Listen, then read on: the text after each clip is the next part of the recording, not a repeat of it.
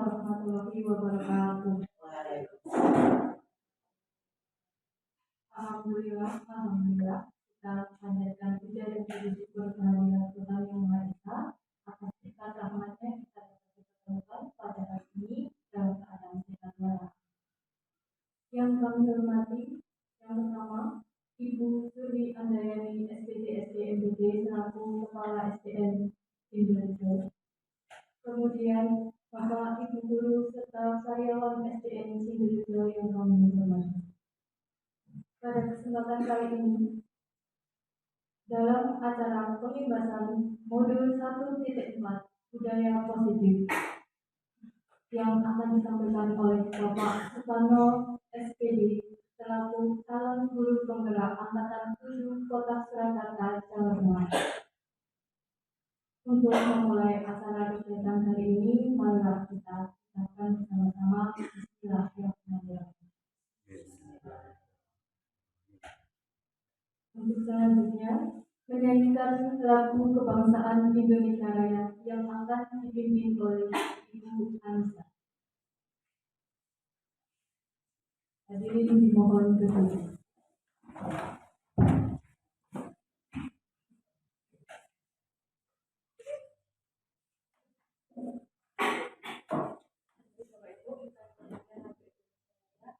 Hiduplah Indonesia Raya. Indonesia tanah airku, tanah tumpah darah. Di sanalah aku berdiri, jadi pandu ibu. Indonesia kebangsaanku, bangsa dan tanah airku. Marilah kita berseru, Indonesia bersatu. Hiduplah tanahku, hiduplah negeriku, bangsaku, rakyatku semuanya. Bangunlah jiwanya, bangunlah badannya, untuk Indonesia Raya. Indonesia Raya, merdeka, merdeka, tanahku, negeriku yang ku cinta. Indonesia Raya, merdeka, merdeka, hiduplah Indonesia Raya. Indonesia Raya, merdeka, merdeka, tanahku, negeriku yang ku cinta. Indonesia Raya, merdeka, merdeka, hiduplah Indonesia Raya.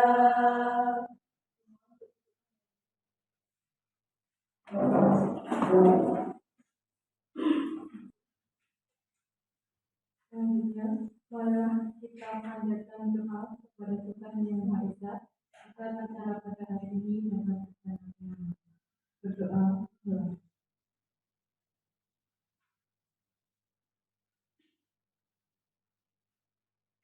Selesai. Selanjutnya, sambutan dari Ibu Suri Andayani SPD SDMPD selaku Kepala SDN Indonesia. Kepada beliau kami persilakan.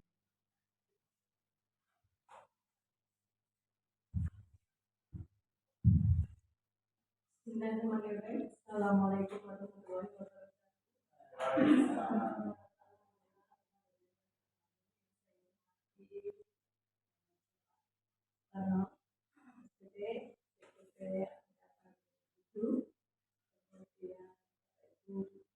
Guru SDMP Sidoarjo yang mendapatkan nomor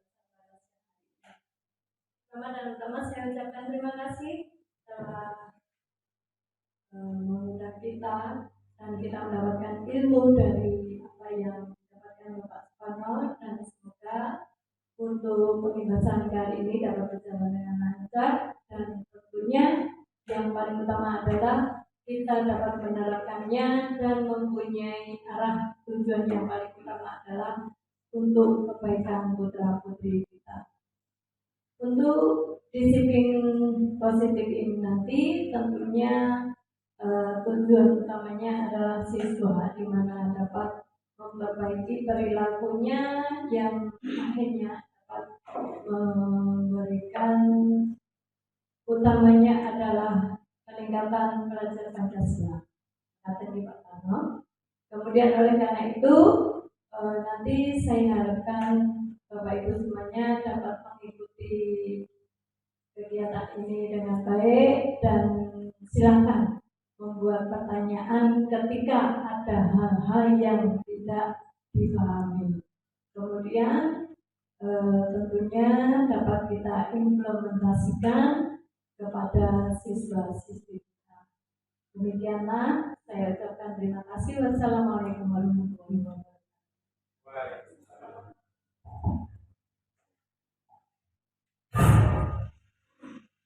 Terima kasih kami ucapkan kepada Ibu Suni Andayani, SPD MBD yang telah membuka acara pada hari ini. Untuk selanjutnya, penyampaian materi pembahasan modul 1.4 budaya positif yang akan disampaikan oleh Bapak Suparno SPD, calon guru penggerak angkatan 7. Mohon maaf, Bapak Ibu yang kami hormati, kita langsung ke materi saja. Yang kami hormati Ibu Suni Andayani, SPD MPD. Yang kami hormati Bapak Ibu Guru Keluarga Besar SD Negeri Sidorejo. Pertama dan utama, marilah kita panjatkan puji syukur kehadirat Allah Subhanahu wa Ta'ala, Tuhan Yang Maha Esa. Hari ini kita diperkenankan bertemu untuk acara pembebasan budaya positif. Kami selaku calon guru penggerak angkatan 7 Kota Surakarta untuk menyampaikan budaya positif kepada Bapak Ibu untuk membawa kemajuan SD Negeri Sidorejo yang kita cintai. Bapak Ibu yang kami hormati, sebelum kami menjelaskan atau memaparkan budaya positif yang kami peroleh selama kami mengikuti pendidikan calon guru penggerak kurang lebih sudah hampir 3 bulan. Untuk itu, mari kita belajar bersama-sama. Kami bukan menggurui, tapi ini untuk kebersamaan kita semua. Bapak Ibu, menurut Yasar Dewan Toro, bahwa tujuan pendidikan yaitu menuntun segala kodrat yang ada pada anak-anak agar mereka dapat mencapai keselarasan, keselamatan, kebahagiaan yang setinggi-tingginya, baik sebagai manusia maupun sebagai anggota masyarakat. Oleh sebab itu, pendidik itu hanya dapat menuntun tumbuh atau hidupnya kekuatan kodrat yang ada pada anak-anak agar dapat memperbaiki lakunya, bukan dasarnya. Sehingga hidup dan tubuhnya adalah menurut kekuatan dan kodrat anak. Jadi di sini anak yang sudah terlahir ini sudah mempunyai karakteristik yang berbeda-beda. Untuk itu kita sebagai pendidik harus tahu bahwa anak itu yang kita ajar di sekolah ini adalah dari rumah sudah membawa kodrat yang masing-masing berbeda.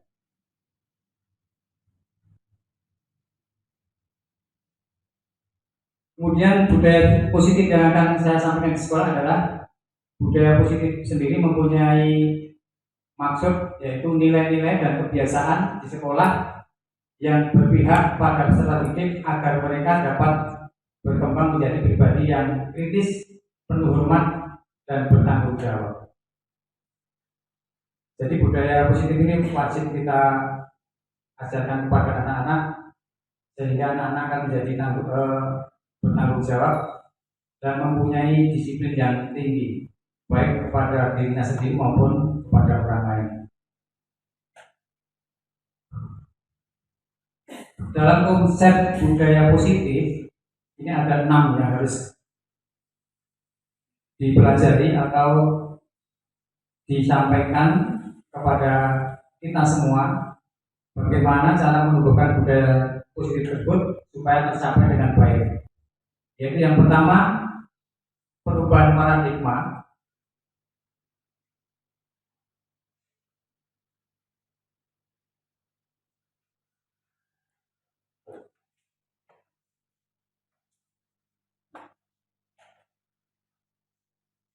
Yang pertama adalah perubahan paradigma.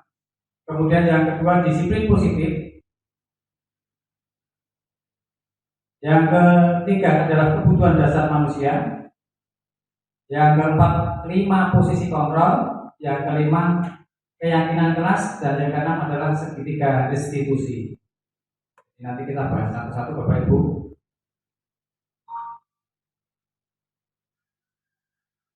Kita bahas yang pertama, yaitu perubahan paradigma. Untuk membangun budaya yang positif, sekolah perlu menyediakan lingkungan yang positif, aman dan nyaman agar murid-murid mampu berpikir, bertindak dan mencipta dengan merdeka, mandiri dan bertanggung jawab. Lazimnya disiplin dikaitkan dengan kontrol. Dalam hal ini kontrol guru dalam menghadapi murid. Jadi paradigma yang selama ini kita berikan kepada anak, mungkin kita perlu belajar banyak tentang apa yang dikatakan dengan model kontrol, disiplin yang dikaitkan dengan kontrol untuk menghadapi murid yang tadi dalam menurut Ki Hajar Dewantara adalah mempunyai kodrat yang berbeda-beda sejak lahir. Jadi perlakuannya harus tidak bisa disamakan kepada peserta didik kita.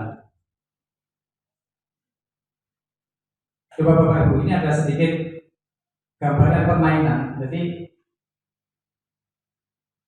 ibaratnya nanti ibu bapak adalah sebagai A.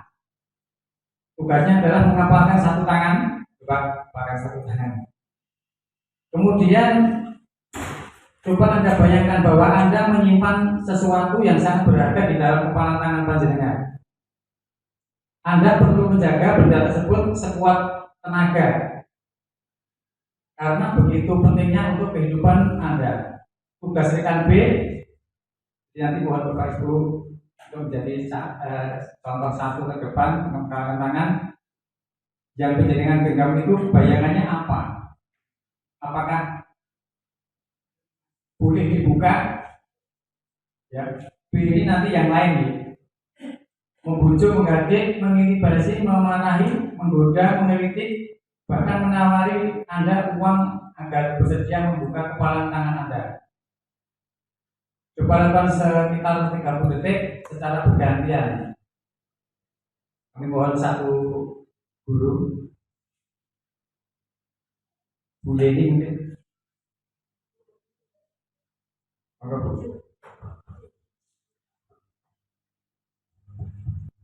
Iya.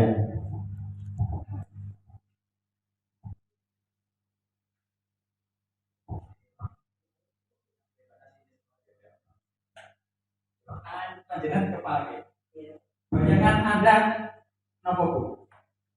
Yang perlu yang pegang ini menurut Anda kekuatan apa yang pegang tidak boleh diketahui oleh teman-teman panjenengan. Tentang kehidupan, tentang apapun.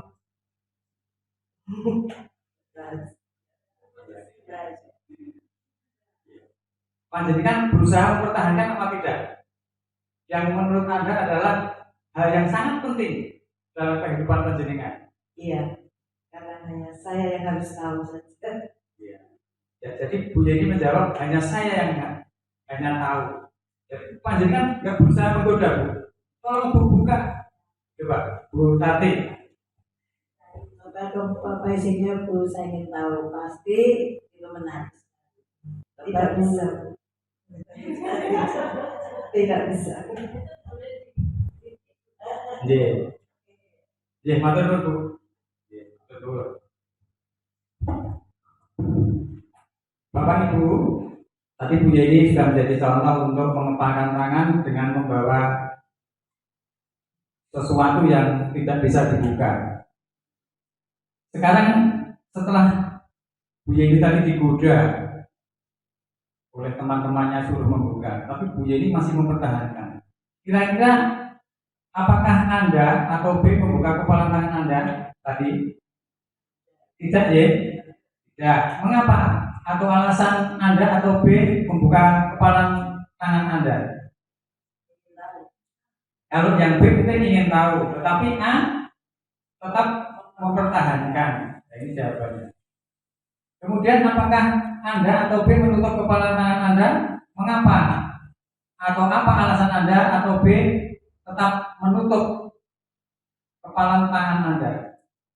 Mungkin ini sesuatu yang bisa rahasia, bisa mempunyai keinginan sesuatu yang harus disimpan sendiri. Ya, ini menjadi pribadi masing-masing di Bapak Ibu. Kemudian yang ketiga, dalam kegiatan ini sesungguhnya siapa yang memegang kendali atau kontrol untuk membuka atau menutup kepala tangan? Siapa?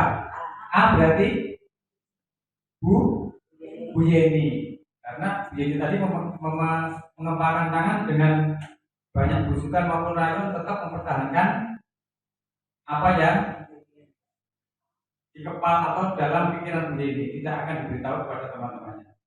Kalau pengen minta tahu ya nanti ke rumah atau membawa sesuatu. Masih penasaran ya? Tadi Bu Yeni kepala apa sih? Nanti di kelas atau di tempat lain dengan bisa bisik-bisik. Sebenarnya apa tahu yang dibawa? Itu nanti dibuat fotonya saja. Atas kepala tangan kita. Karena apakah kita membuka atau menutup kepala tangan itu adalah bergantung pada diri kita masing-masing sesuai dengan kebutuhan dasar kita saat itu. Jadi intinya tadi sudah saya sampaikan bahwa kita mempunyai hak untuk mempertahankan apa yang kita butuhkan, walaupun dari pihak luar banyak sekali godaan-godaan yang harus kita hadapi. Kemudian Bapak Ibu, paradigma teori kontrol atau ilusi kontrol, yaitu ilusi guru mengontrol murid, bahwa ilusi kritik itu membuat orang merasa bersalah, tapi dengan rasa bersalah itu akan dapat menguatkan karakter. Ilusi bahwa semua penguatan positif efektif dan bermanfaat, dan ilusi kontrol bahwa orang dewasa memiliki hak untuk memaksa. Jadi sebenarnya anak pun bisa memaksa, tapi kebanyakan yang memaksa itu yang merasa sudah dewasa, karena ingin tahu apa sebenarnya yang diinginkan atau yang mempunyai kekuatan atau kebutuhan waktu mengepalkan tangan tadi. Perubahan paradigma stimulus respon teori kontrol, itu siapa sesungguhnya yang memiliki kontrol? Di sini ada dua bagian ya. Stimulus kontrol atau stimulus respon, kita mencoba mengubah orang agar berpandangan sama dengan kita. Tetapi teorinya kita berusaha memahami pandangan orang lain tentang dunia. Kemudian perilaku buruk dilihat sebagai suatu kesalahan. Teori kontrolnya, semua perilaku mempunyai tujuan. Kemudian orang lain bisa mengontrol saya. Teori kontrolnya, hanya Anda yang bisa mengontrol diri Anda sendiri. Kemudian saya bisa mengontrol orang lain, stimulus responnya. Kemudian Anda tidak bisa mengontrol orang lain. Selanjutnya, stimulus respon pemaksaan ada pada saat bujukan gagal. Nah, ini kita bisa laksanakan dengan teori kontrol, kolaborasi dan konsensus menciptakan pilihan-pilihan baru. Stimulus model berpikir menang atau kalah. Model berpikirnya adalah menang-menang dan inginnya menang. Jadi ini harus perlu perhatian Bapak Ibu. Ini mungkin ada pada diri anak-anak didik kita. Jadi kita perlu mempunyai teori kontrol yang bisa disesuaikan dengan kebutuhan sesuai dengan paradigma stimulus respon dan teori kontrol. Sekarang kita masuk yang kedua adalah disiplin positif.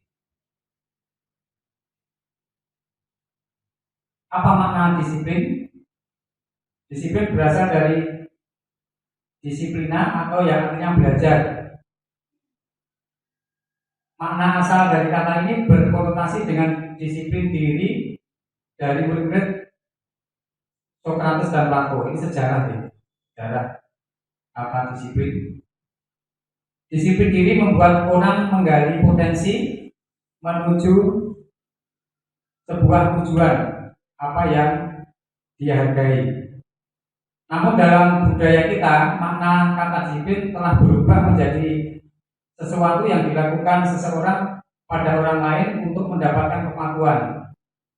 Kecenderungan umum adalah menghubungkan kata disiplin dengan ketidaknyamanan, bukan dengan apa yang kita hargai atau pencapaian suatu tujuan mulia. Jadi intinya dalam budaya kata-kata disiplin ini untuk kita yang melaksanakannya adalah hanya perintah ya. Kamu disiplin, kamu harus disiplin. Tapi sebenarnya kata-kata disiplin ini adalah merupakan sesuatu yang dilakukan oleh seseorang pada orang lain untuk mendapatkan kepatuhan. Kita sebagai pendidik tentunya kalau mengajari anak, mengingatkan anak yang diminta disiplin, disiplin dan disiplin. Nah, ini, tapi kita harus melihat dengan cara kita hargai atau pencapaian suatu tujuan yang mulia, bahwa anak itu mungkin karena tidak disiplin, latar belakangnya apa dulu harus kita pelajari. Kemudian disiplin adalah kemampuan memerintah diri sendiri dalam mengontrol dan menguasai diri untuk memilih tindakan yang mengacu pada nilai-nilai yang kita hargai dengan penuh tanggung jawab tanpa perintah orang lain.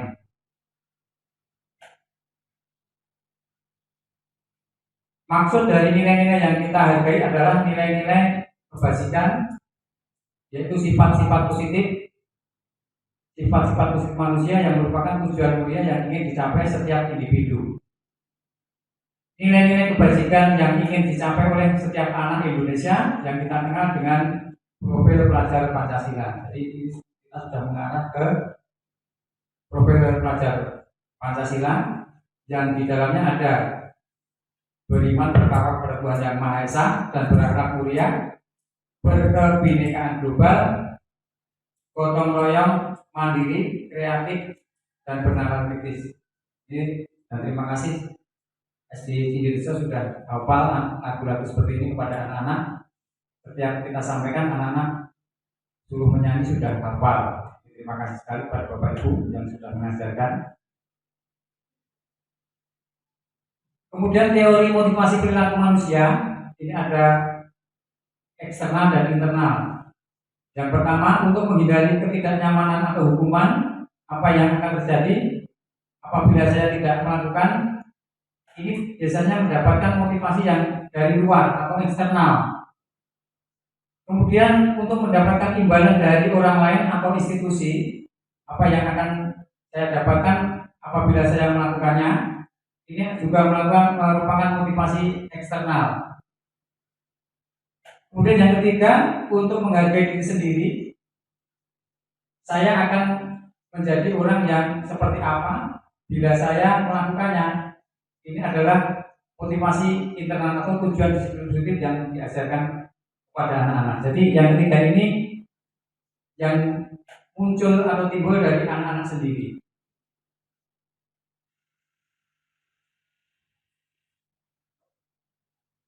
Kemudian yang ketiga, Bapak Ibu, tadi ada 6 ya, ini masuk yang ketiga. Yang ketiga adalah kebutuhan manusia. Kebutuhan manusia ada kebutuhan cinta kasih atau diterima, kemudian penguasaan, kesenangan, kebebasan, survival. Ini mungkin nanti survival yang nomor 1. Ini lambangnya cinta kasih. Ini sudah umum ya. Gambarnya daun cinta, daun waru sudah umum. Kemudian penguasaan. kita beri lambang bintang. Bintang di langit bebas. Kemudian kesenangan. Kesenangan ini seperti balon udara.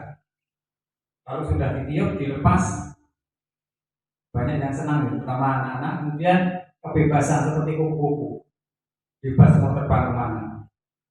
Dari kebutuhan dasar manusia ini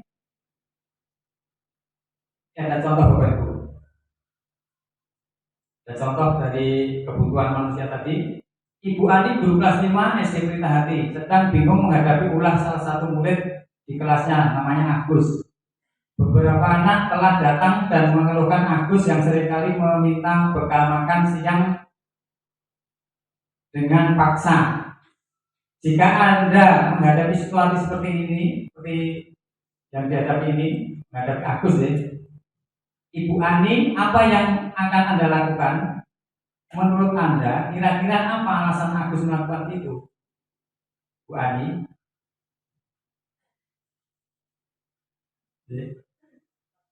Coba panjenengan bayangin nanti kira-kira apa jawabnya. Ini contoh kebutuhan manusia tadi. Dalam konteks penerapan disiplin positif, Ibu Ani sebaiknya mencari tahu alasan Agus melakukan tindakan tersebut agar mengetahui kebutuhan mana yang sedang berusaha dipenuhi Agus. Jadi kita tidak boleh langsung memvonis Agus kamu bersalah, Agus kamu tidak benar dan sebagainya. Tapi kita harus mencari penyebabnya. Dan ini sering kita jumpai pada anak-anak kita. Mungkin tahu-tahu memukul, tahu-tahu merebut dan sebagainya. Nah ini kita harus bisa mempelajari perilaku tersebut. Mungkin dari tindakan Agus tersebut, apabila jawaban Agus karena ia lapar dan orang tuanya tidak membawakan bekal makan siang. Jadi Agus mungkin merasa lapar, makanya merebut makanan temannya tadi.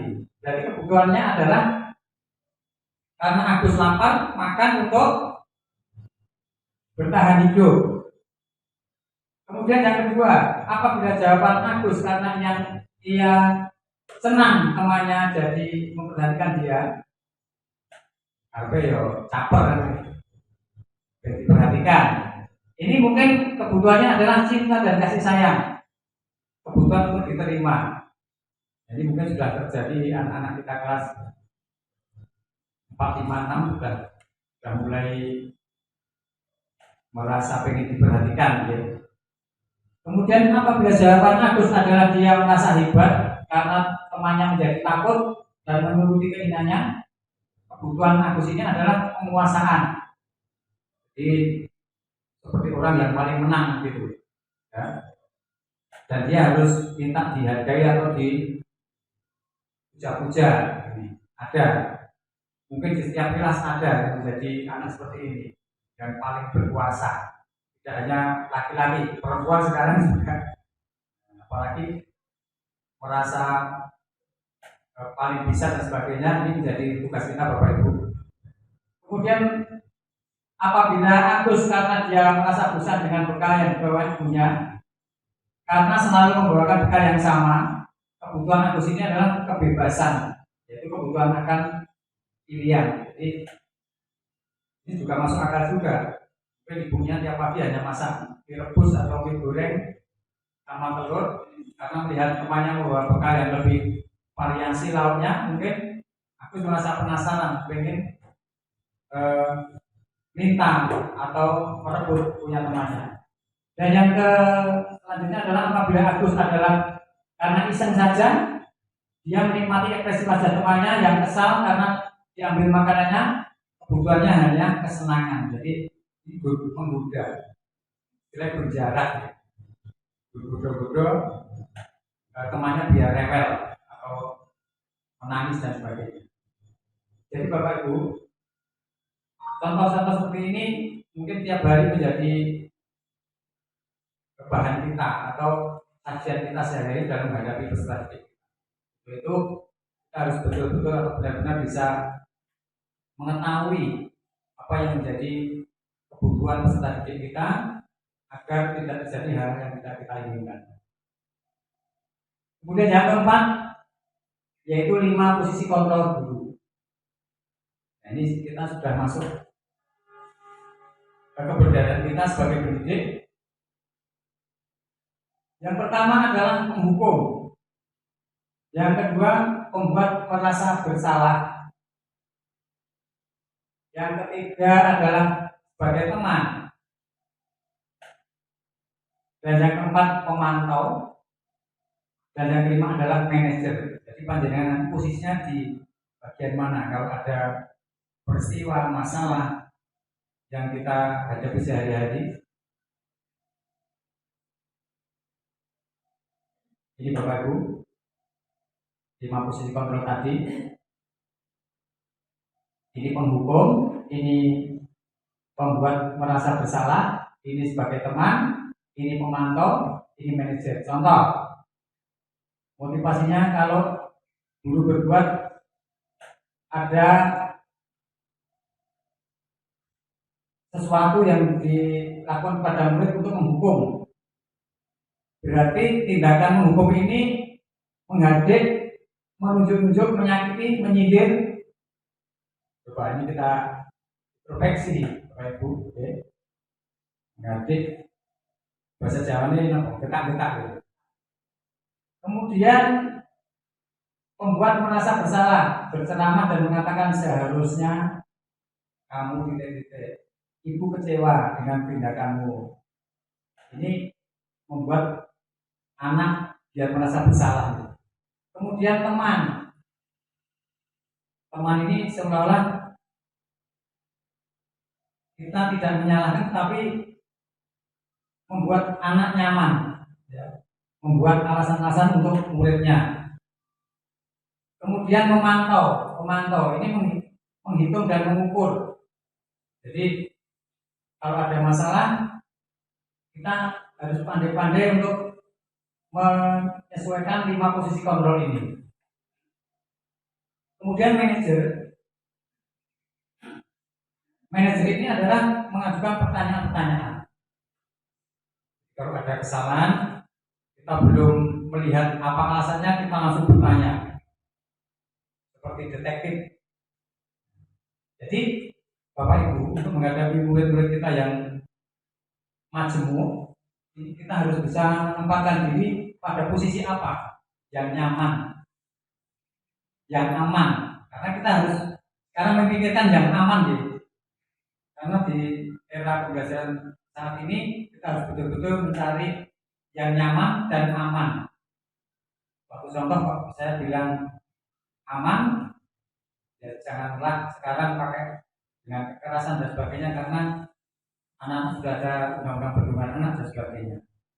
Kalau yang nyaman tentunya bagaimana anak menerima pelajaran dari panjenengan menjadi nyaman dan menyenangkan. Kemudian ini summary Bapak Ibu. Ini hanya contoh saja.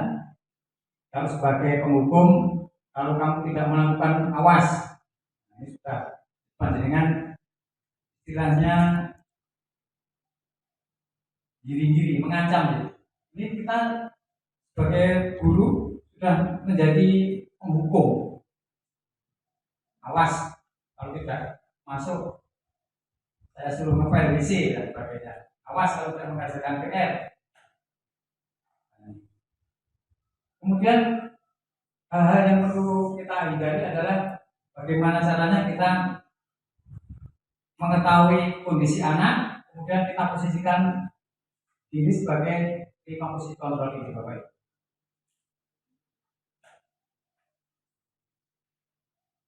Ini mungkin sudah jelas ya. Kemudian kita lanjutkan. Ini sebenarnya tadi mau saya tutup dulu, tapi tidak apa-apa. Nanti masih ada kuis untuk panjenengan. Ini hanya contoh saja ya. Kalau ada pertanyaan, pernyataan, siapa yang mengatakan? Nah ini kita sebagai pendidik posisinya di sini. Saya kecewa sekali dengan kamu, nak. Ini berarti posisi kita pada membuat orang merasa bersalah. Kemudian kamu tidak pernah benar melakukannya. kamu sering salah, kamu datang terlambat, kamu dan sebagainya. Ini kita sebagai penghukum. Kalau ini, ayolah lakukan demi ibu, bapak, teman-temanmu. Ini kita sebagai teman. Jadi ini anak menjadi nyaman bagi ini. Kemudian, apa kamu mau mendapatkan stiker bintang hari ini? Ini dalam pembelajaran kita sebagai pemantau saja. Kemudian ini bagaimana kamu bisa menyelesaikan masalah ini?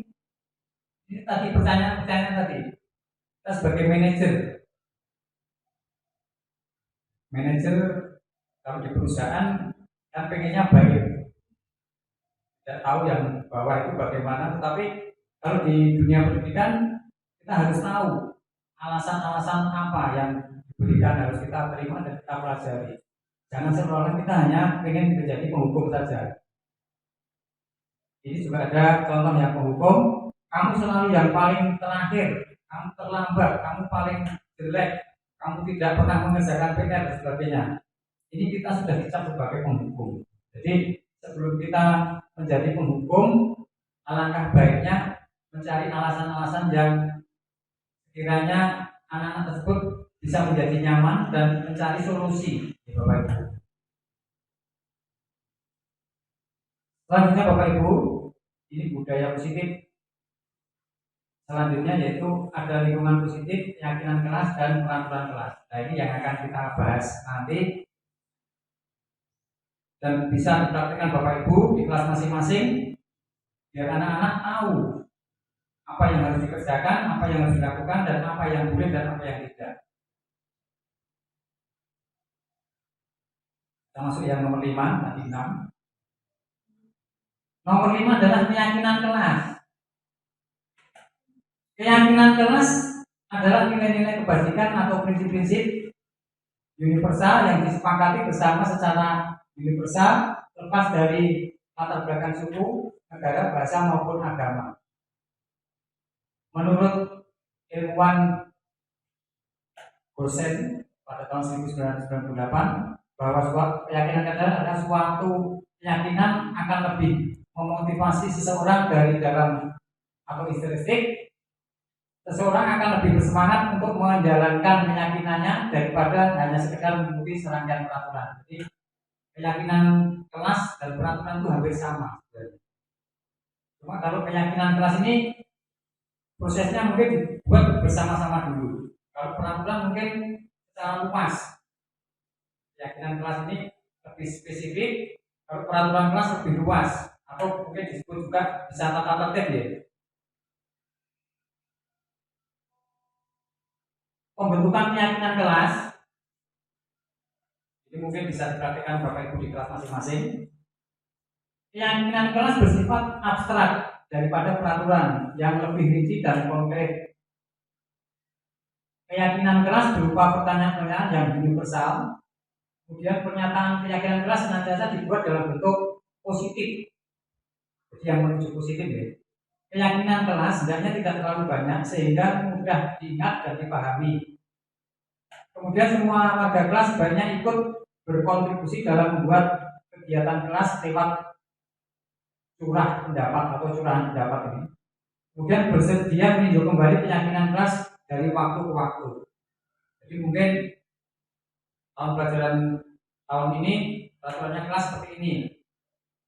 Karena perkembangan zaman buat keyakinan kelas lagi ditambahi yang terbaru bisa saja. Terus ini panjenengan sendiri yang bisa membuat keyakinan kelas kepada murid-murid sehingga akan menimbulkan budaya positif yang baik. Ini contoh saja ya. Peraturan dan keyakinan kelas ini bedanya. Kalau peraturan selalu selalu kembalikan buku pada tempatnya. Bentuk keyakinan kelas kita adalah tanggung jawab. Dilarang mengganggu orang lain. Ini nilai kebajikan yang harus dituju adalah menghormati orang lain dan diri sendiri. Kemudian hadir di sekolah 15 menit sebelum pembelajaran dimulai. ini menghormati orang lain, komitmen dan tujuan. Ini mungkin semua bisa melakukan ya, dan kita harus berusaha pelan-pelan. Kemudian dilarang melakukan kekerasan. Ini keyakinan keras atau nilai kebasikannya adalah menjaga keselamatan dan menghormati orang lain. Kemudian dilarang menggunakan narkoba. Ini hubungannya dengan kesehatan. Di sini mungkin banyak sekali ditulis gitu tentang kesehatan. Tidak boleh minum minuman keras, masuk narkoba ya. Tidak makan makanan sembarangan, harus yang bergizi dan sebagainya. Ini masuk ke kesehatan untuk kebasikannya. Bergantian atau menunggu giliran. Ini menghormati orang lain atau kesabaran. Gunakan masker untuk kesehatan dan keselamatan. Jangan berlari di kelas atau koridor, keselamatan dan kenyamanan. Jadi ini bisa menjadi sampaikan ke anak-anak dengan gambaran-gambaran seperti ini.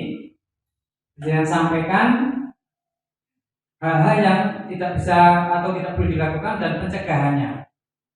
Ada istilah preventif, mencegah lebih baik.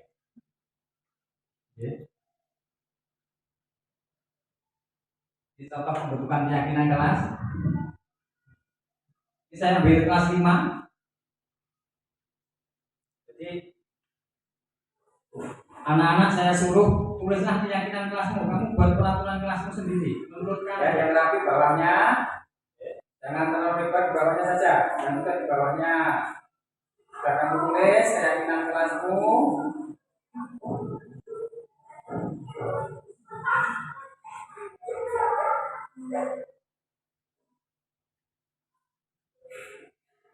Jadi nanti di setiap kelas mungkin bisa. Yang kelas 1 mungkin bisa latihan nulis hanya satu kata atau dua kata.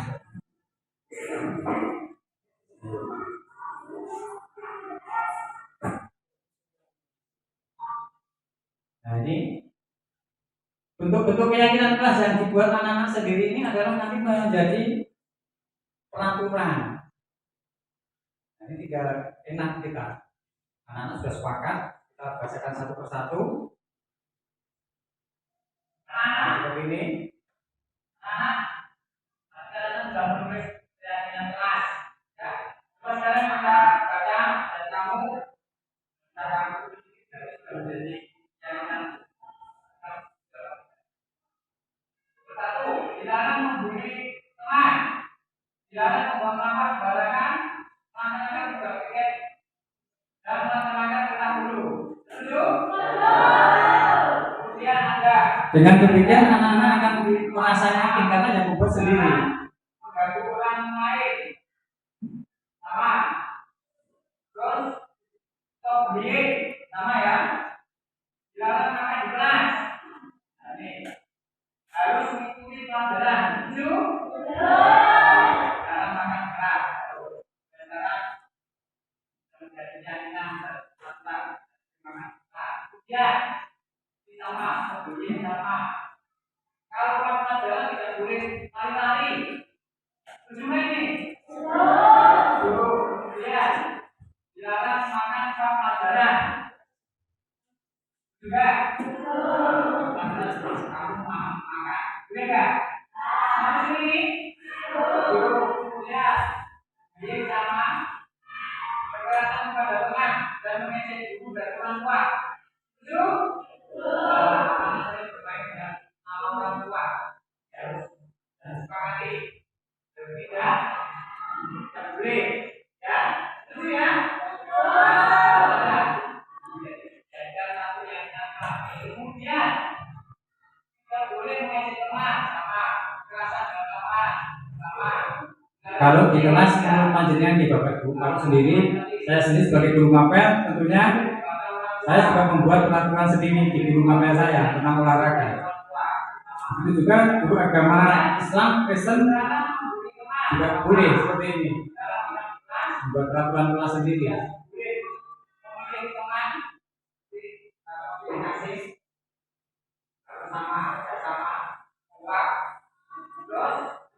Dilarang nakal dengan temannya.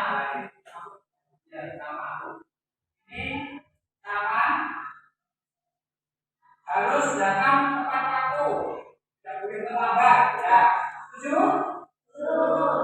Kalau ke toilet izin bapak ibu guru, setuju?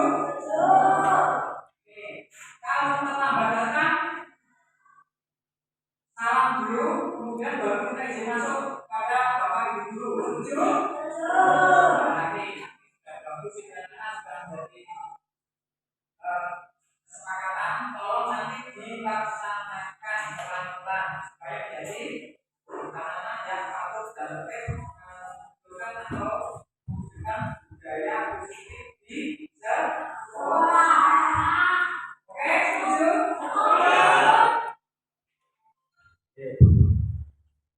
Ini tadi adalah contoh pembentukan keyakinan kelas. Monggo Bapak Ibu bisa dipraktekkan.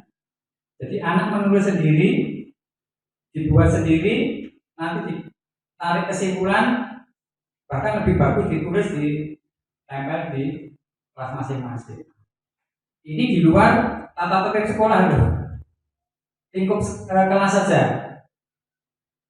Yang tata tertib sekolah kan tidak harus lepas dari itu juga, itu secara umum, mungkin waktu upacara, waktu masuk dan sebagainya. Kita masuk sesi yang ke-6 Bu. Ini Bapak Ibu ini yang terakhir mungkin yang sesi segitiga restitusi. Segitiga restitusi adalah proses menciptakan kondisi bagi murid untuk memperbaiki kesalahan mereka sehingga mereka bisa kembali pada kelompok mereka dengan karakter yang lebih kuat. Melalui restitusi guru dapat membantu murid menjadi lebih memiliki tujuan, disiplin positif, serta memulihkan dirinya setelah berbuat salah. Kemudian membantu murid untuk jujur pada diri sendiri dan mengevaluasi dampak dari kesalahan yang dilakukan. Kemudian memberi penawaran atau bukan paksaan. Ini maksudnya segitiga restitusi ini kita mencari perlakuan anak yang tidak diinginkan atau yang tidak sesuai dengan kehendak kita. Ada beberapa contoh. Ini. Jadi segitiga restitusi itu yang pertama adalah menanyakan keyakinan. Kemudian memberi penawaran atau bukan paksaan. Ini maksudnya segitiga restitusi ini kita mencari perlakuan anak yang tidak diinginkan atau yang tidak sesuai dengan kehendak kita. Ada beberapa contoh. Ini. Jadi segitiga restitusi itu yang pertama adalah menanyakan keyakinan, kemudian menstabilkan identitas, kemudian validasi tindakan yang salah. Jadi anak yang salah itu jangan langsung kita ambil ketegasan untuk A, B, C dan sebagainya, tapi harus tadi yang cepat tadi kita cari dulu alasan-alasannya karena apa. Jadi kita jangan langsung menjadi penghukum ya. Kita menjadi teman dulu atau menjadi orang yang merasa bersalah dulu. Kalau kita langsung menjadi penghukum, nanti mungkin anak akan menjadi tidak mengindahkan apa yang kita inginkan, tapi malah akan menjadi kenakalannya. Jadi ini kata-kata yang harus kita perhatikan. Kamu tentu punya alasan mengapa melakukan itu. Adakah cara yang lebih efektif untuk mendapatkan apa yang kamu butuhkan? Nilai-nilai apa saja yang telah kita sepakati? Kamu ingin menjadi orang seperti apa? Setiap orang pasti pernah melakukan kesalahan. Kamu bukan satu-satunya yang pernah melakukan kesalahan ini. Jadi kesalahan ini sebenarnya tidak hanya murid saja. Kita pun bahkan pernah melakukan kesalahan. Jadi sama saja sebenarnya untuk kesalahan ini. Tahapan segitiga restitusi yaitu menstabilkan identitas tadi. Berbuat salah itu tidak apa-apa. Tidak ada manusia yang sempurna. Saya juga pernah melakukan kesalahan seperti itu. Kita bisa menyelesaikan kesalahan ini. Bapak Ibu tidak tertarik mencari siapa yang salah, tapi Bapak Ibu ingin mencari solusi dari permasalahan ini. Kamu berhak merasa begitu. Kemudian tahapan selanjutnya, validasi tindakan yang salah. Padahal kamu bisa melakukan yang lebih buruk dari ini, ya. Jadi setelah melakukan kesalahan itu mungkin dia akan menjadi lebih brutal lagi kalau kita dalam penanganannya tidak pas. Kemudian kamu pasti punya alasan mengapa melakukan hal itu. Kamu patut bangga pada dirimu sendiri karena kamu telah melindungi sesuatu yang penting buatmu. Ini kata-kata yang disampaikan ke anak, biar anak-anak bisa mengintrospeksi diri. Apa yang harus dilakukan supaya menjadi baik. Kemudian menanyakan keyakinannya, yaitu apa yang kita percaya sebagai kelas atau keluarga. Mungkin ada masalah dari keluarga atau di kelas. Apa nilai umum yang kita sepakati? Setelah kita membuat keyakinan kelas tadi, ada hubungannya di Bapak Ibu. Apa bayangan kita tentang kelas yang ideal? Tadi kita sudah membuat peraturan keyakinan kelasnya menjadi ideal, tidak ada yang melanggar, budaya positif bisa dilaksanakan dengan baik. Kamu mau jadi orang yang seperti apa? Ini tujuan setelah anak-anak bisa melaksanakan hal-hal yang positif tadi, tentunya mempunyai tujuan yang baik.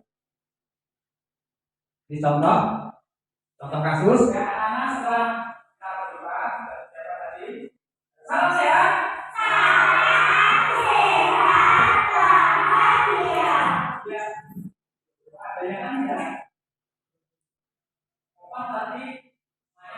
Ini kasusnya bagian perhatikan. Apa kasusnya muka? Ternyata muka makan. Kamu makan tadi ya? Kenapa kamu makan di kelas? Masalahnya ada di rumah. Apa? Kamu bisa berapa?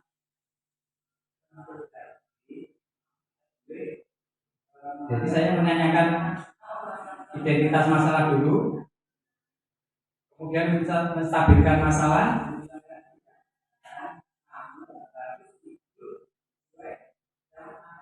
kemudian meyakinkan Bapak Ibu. Mungkin ini sering kita jumpai pada anak-anak kita. Jadi murid Cibirujo banyak sekali yang seperti ini. Ini menjadi PR kita karena lingkungan juga.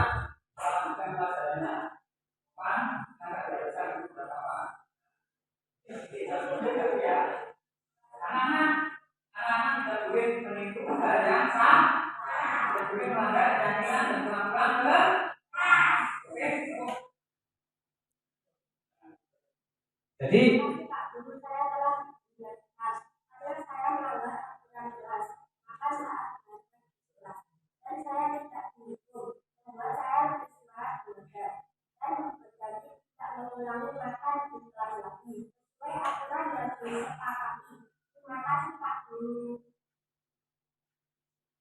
jadi tadi sudah membuat keyakinan kelas ya. Keyakinan kelasnya ada salah satunya dilarang makan kelas. Jadi, makan di kelas itu kasusnya karena apa? Kita harus tahu Bapak Ibu ya. Tahu kok makan di kelas karena apa? Mungkin belum sarapan dari rumah karena apa? Jadi kita berhak menanyakan itu. Biar apa? Anak-anak timbul rasa percaya diri walaupun dia melakukan kesalahan, tetapi tidak menjadi merasa minder, tapi bisa melakukan tata tertib dengan baik dan besoknya mungkin akan menjadi lebih baik lagi. Nah ini juga sama kasusnya sedang mengerjakan PR.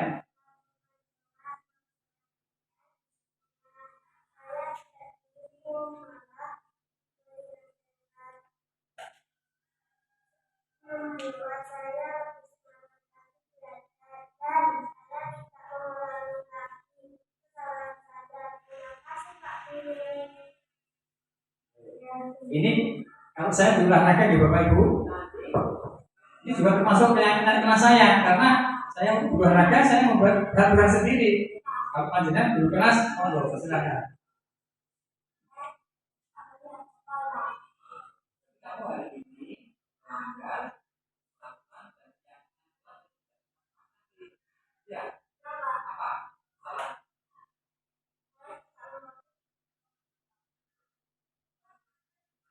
Apa yang kamu lakukan?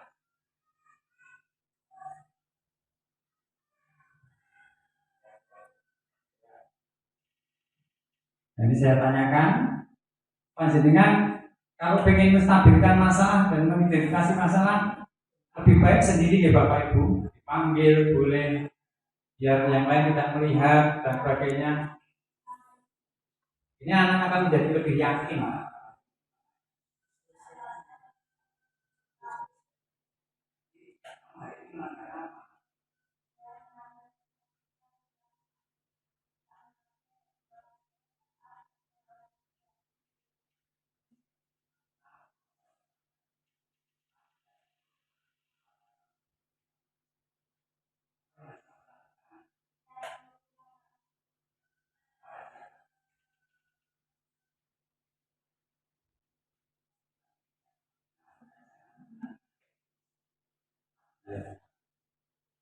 Jadi memang pembelajaran sekarang Bapak Ibu, karena akan menuju kurikulum merdeka, ya kita pandai-pandainya bagaimana menghadapi siswa-siswi kita yang tadi sesuai diajar di Wantara tadi mempunyai karakteristik yang berbeda karena lahirnya dari kodrat alamnya masing-masing. Jadi sekarang itu diajar di Wantara itu dalam pembelajarannya adalah kita hanya sebagai menuntun kodrat anak pada kodrat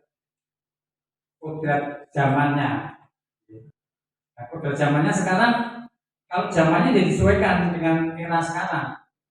Mungkin sekarang era digitalisasi ya, kita harus pandai-pandai juga mengingatkan anak. Ini terakhir Bapak Ibu. Ada pantun. Nanti ibu-ibu jawabnya cakep. Jalan-jalan ke kota Mekah. Ingin sembahyang berlama-lama. Semoga presentasi ini membawa berkah, membawa kemajuan SD Cindirjo tercinta. Mungkin ini Bapak Ibu, setelah ini ada kuis. Masih ada kuis di Bapak Ibu. Tolong Bapak Ibu bisa membawa orek-orek tadi. Dijawab coba.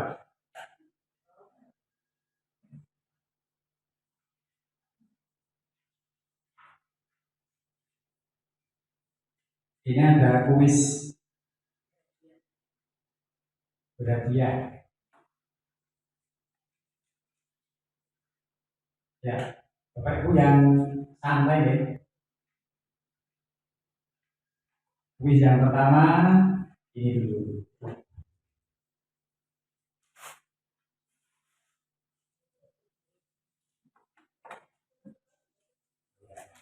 Kuis ini dulu.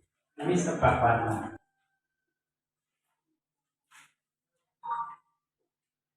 Bapak Ibu,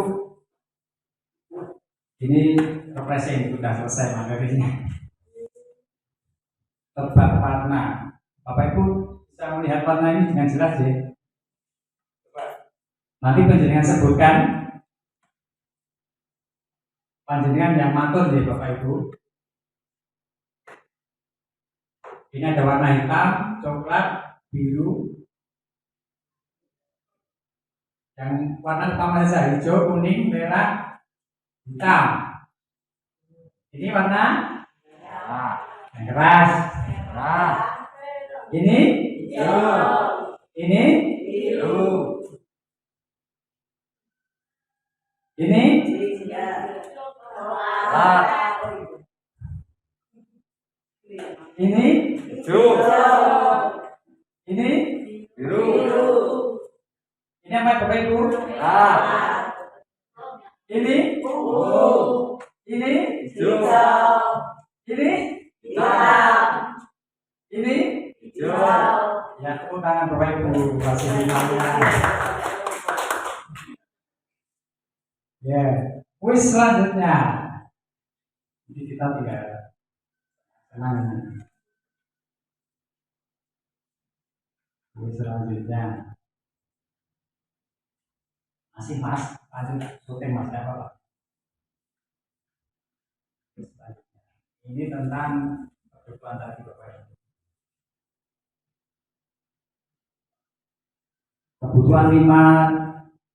Kebutuhan manusia tadi nih Bapak Ibu. Nah sekarang kita panjenengan boleh ngorek Bapak Ibu. Boleh ngorek. Sebutkan kebutuhan apa yang sedang berusaha dipenuhi oleh anak-anak ini.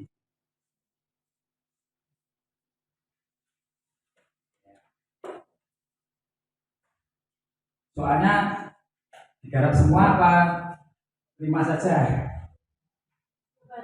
Coba dulu. Nomor 1 ya, dicoba dulu. Ini, panjenengan pilih yang mana?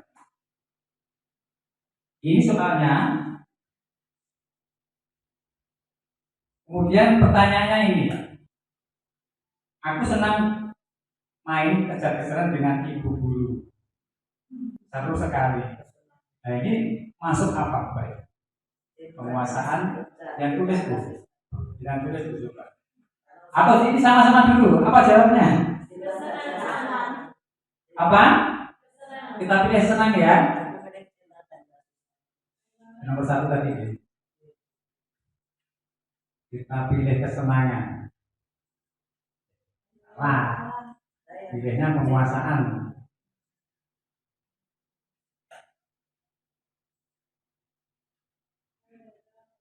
Nomor 1 kita pilih. Nomor 1 pilihnya kesenangan. Yes, jawabannya betul. Sekarang nomor 2. Nah, sekarang mulai berpikir sendiri. Nomor 2. Langsung dijawab mau nomor sendiri. Maju. SB. Aku hebat dan bisa bikin ibu guru kejar aku. Ayo, pilih yang mana? Kebebasan. Pilih yang mana Bapak Ibu? Kebebasan. No. Coba lagi. Penguasa.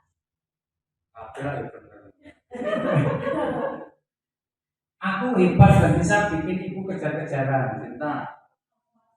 Ya karena anaknya jadi hebat. Berarti penguasaan. Yes. Nomor 3. Ini kalau nggak tahu salah berarti kok. Aku hebat dan bisa bikin ibu aku kejar aku tadi sudah ya.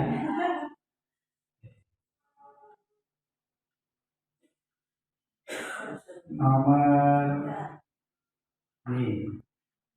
Ibu guru bilang aku tidak boleh bersenandung sewaktu mengerjakan tugas.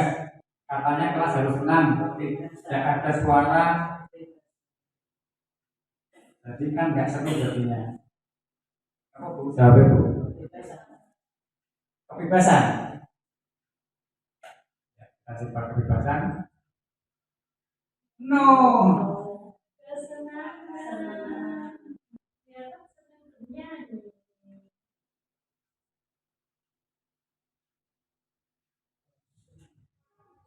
Ya, nanti yang mana? Nomor berapa? Nomor 5. Nomor 5. Ini. Berarti ibu guru bilang aku tidak boleh bersenandung sewaktu mengerjakan tugas. Katanya kelas harus tenang, tidak ada suara. Berarti kesenangan. Bila. Ya. Kita acak saja. Nomor 10. Biar bisa jalan-jalan naik mobil sama teman-temanku. Apa Bu?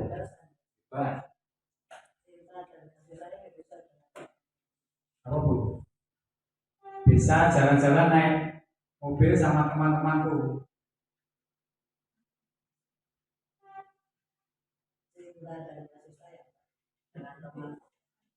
Bebasan? No. Bro. Bisa jalan-jalan naik mobil sama teman-temanku. Kesenangan. Saya itu senang. Ya no Mas. Ini Mas. Kabeh. Harus tadinya bener ini. Iya, perintah ada Naik mobil itu butuh kepandaian apa?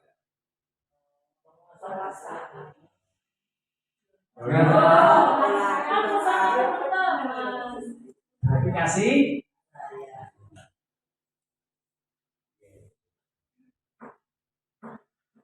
Ini yang contoh tadi ya Bu. Contoh yang 5 kebutuhan manusia. Ada kuis lagi ini.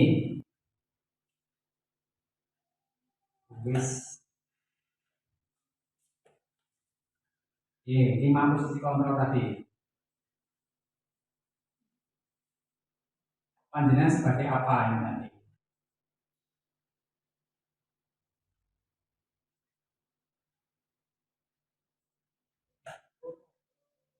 Oke. Nah, ini digarap baik ya. Saya kecewa sekali dengan kamu.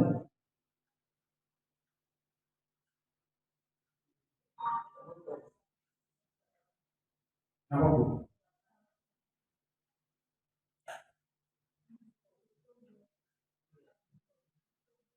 Saya kecewa sekali dengan kamu.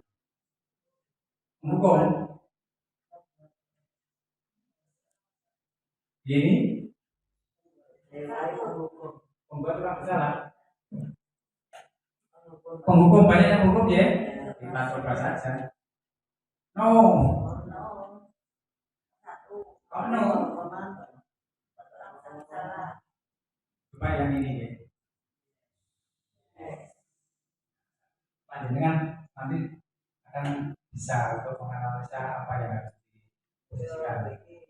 Ayo bantulah demi Bapak ya. Semua teman?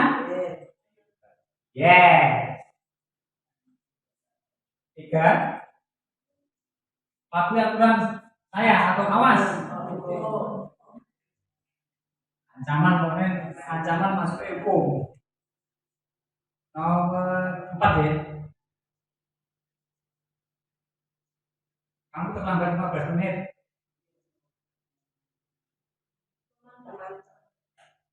Pemantau. Yes. Wah, itu cerdas. Baik, saya hargai usahamu untuk memperbaiki diri. Apa? Manager. Yes, tepuk tangan Bapak Ibu. Banyak yang betul. Ada terus lagi, sekali lagi nih Bapak Ibu. Jadi kita tutup.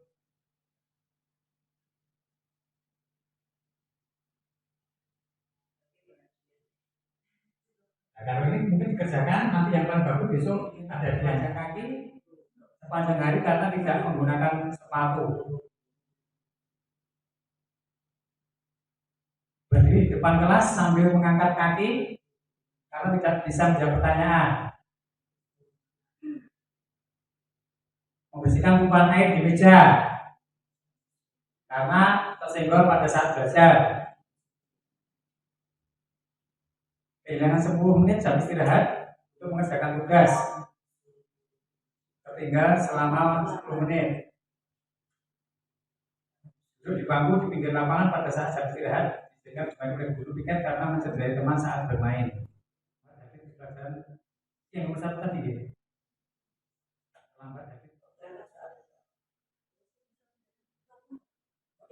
Berapa itu? Apa yang 14? Masih? Membersihkan WC?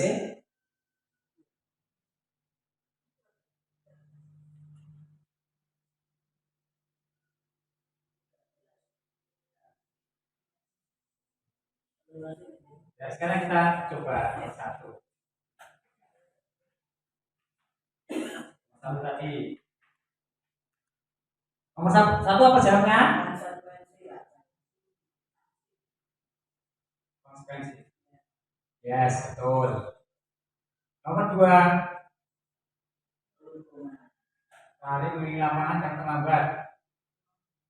Berarti ini kalau salah yang ini berarti yang betul ini kan dia. Betul. Nomor 3, membersihkan coretan yang dibuatnya. Sanksi. Yes. 4, hukuman. Yes. 5, menggantikan kertas tugas teman. Sanksi ya. Yes. 6, berjemur di lapangan basket.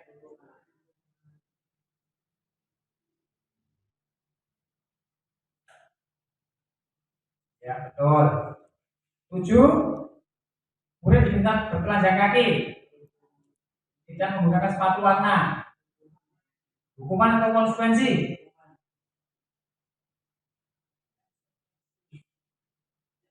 Kita pilih hukuman juga. Hukuman karena itu sudah masuk aturan. 8, berdiri di depan kelas, mengangkat kaki. Sekarang sudah diajarkan di Bapak Ibu. Ya, biru. 9, membersihkan rumah. Konsekuensi ini wajib ya, karena dia yang bersalah, konsekuensinya harus. 10, kehilangan 10 menit. Konsekuensi. 11, duduk di bangku pinggir lapangan. Duduk di bangku pinggir lapangan pada jam istirahat tidak diizinkan bermain dulu karena mencederai teman.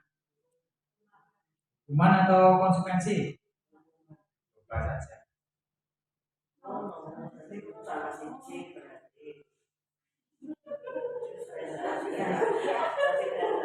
12,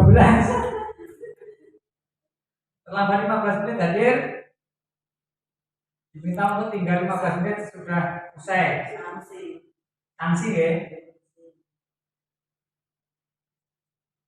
Yes. Terakhir, membersihkan WC sekolah karena mematahkan pensil kawannya. Hukuman? Terima kasih. Tepuk tangan untuk Bapak Ibu semua. Ada yang betul semua? Jadi Bapak Ibu yang kami hormati, ini semua adalah contoh kasus-kasus atau kejadian yang kita hadapi hampir setiap hari, karena anak-anak adalah menjadi tawanan kita untuk kita bentuk karakternya untuk menuju disiplin yang lebih baik. Untuk itu terima kasih waktunya pada presentasi hari ini. Mudah-mudahan apa yang saya berikan bermanfaat untuk diri saya sendiri, umumnya kepada Bapak Ibu semua, untuk menuju anak-anak yang lebih disiplin dan berkarakter.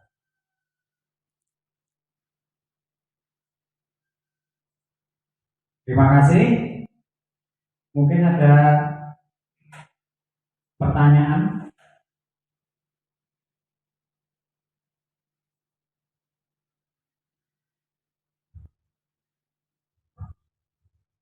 Bapak Ibu mungkin ada pertanyaan.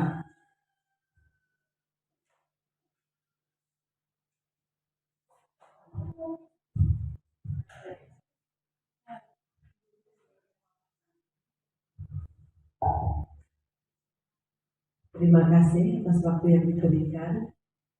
Saya mau bertanya tentang keyakinan Mas tadi, Pak. Kalau misalnya itu dibuat, itu kan kalau jumlah muridnya 24, terus nanti kan ada otomatis ada keyakinan kelas yang sama. Nah itu nanti apa ditempel semua? Juga kalau yang sama-sama seperti itu. Ya, terima kasih pertanyaan yang bagus kepada Bu Yeni. Untuk keyakinan kelas sesuai jumlah murid, karena kan kita nggak tahu apa yang akan disampaikan ke anak.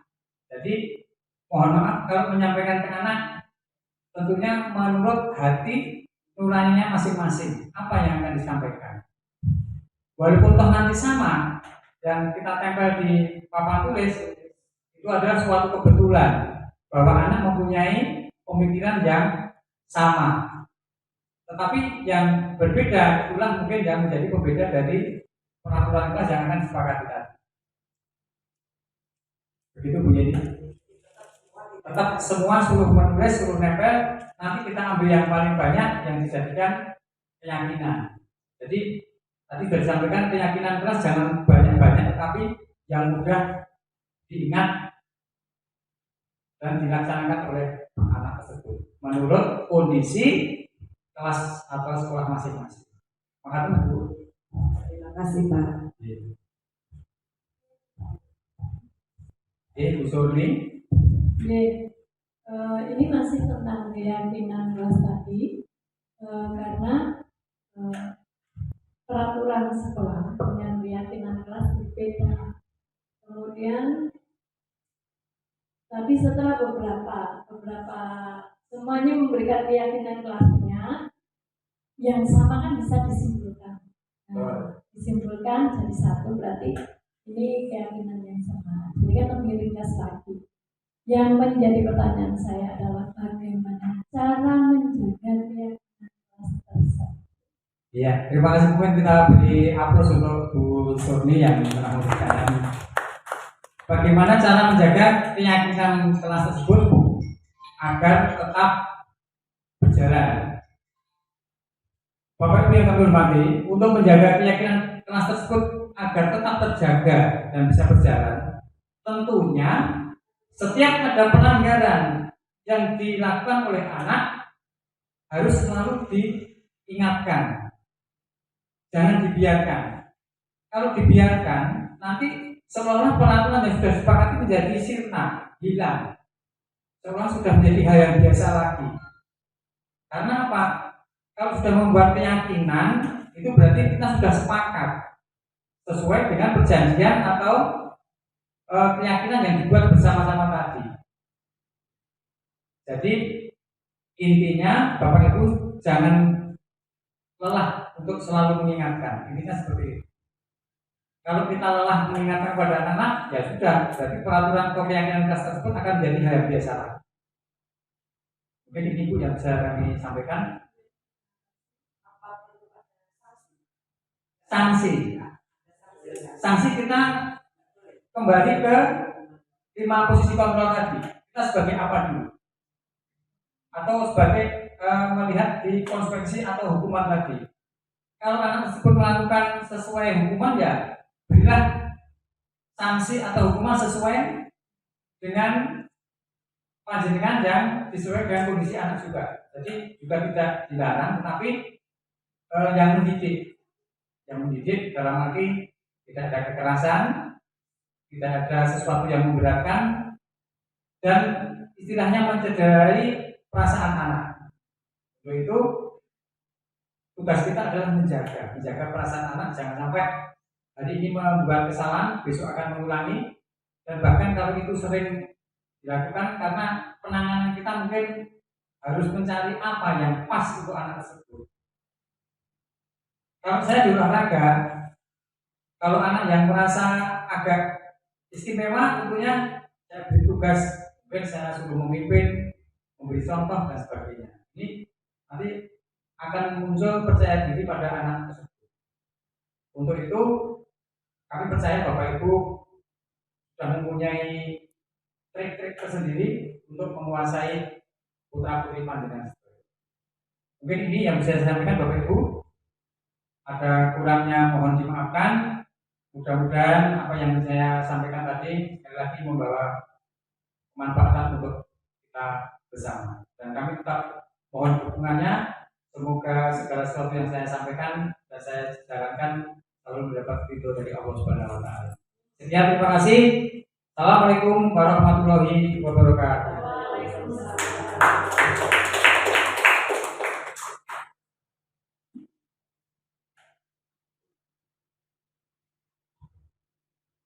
Kita beri tepuk tangan untuk Bapak Suparno atas pemberian informasi pengimbangan budaya positif yang tentunya amat bermanfaat bagi kita sebagai pendidik untuk anak-anak kita. Ya, marilah kita akhiri kegiatan pada hari ini, yakni pengimbangan modul 1.1 budaya positif yang diberikan oleh Bapak Suparno SPD selaku calon guru penggerak angkatan 7 Kota Surakarta. Semoga dalam melaksanakan pendidikannya dapat mendapatkan hal yang bermanfaat dan kita sebagai rekan kerja tetap mendukung dan selalu memberikan yang terbaik untuk Pak Suparno. Terima kasih. Wassalamualaikum warahmatullahi wabarakatuh.